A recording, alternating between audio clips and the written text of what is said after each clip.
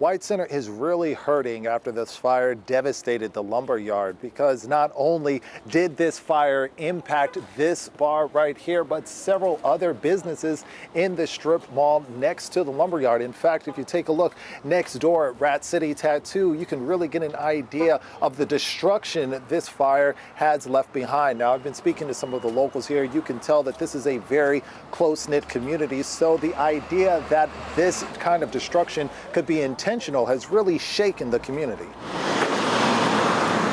White Center is still struggling with the loss of the lumber yard.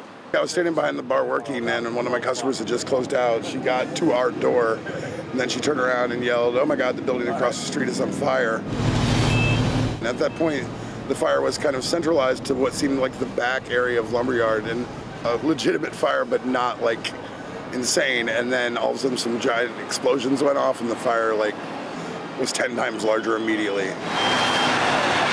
The lumber yard and several other businesses were devastated by Monday's fire, but the community pitched in to do what they could to help. Now that same community is finding out that the fire might not have been an accident.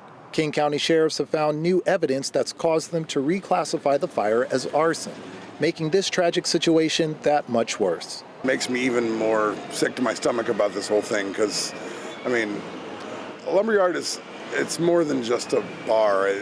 I feel like it's kind of like one of the major cultural hubs of White Center, and there's a lot of love for the community has a lot of love for that place. But some are hoping this can be an opportunity for the lumber yard and White Center as a whole to come back better and stronger.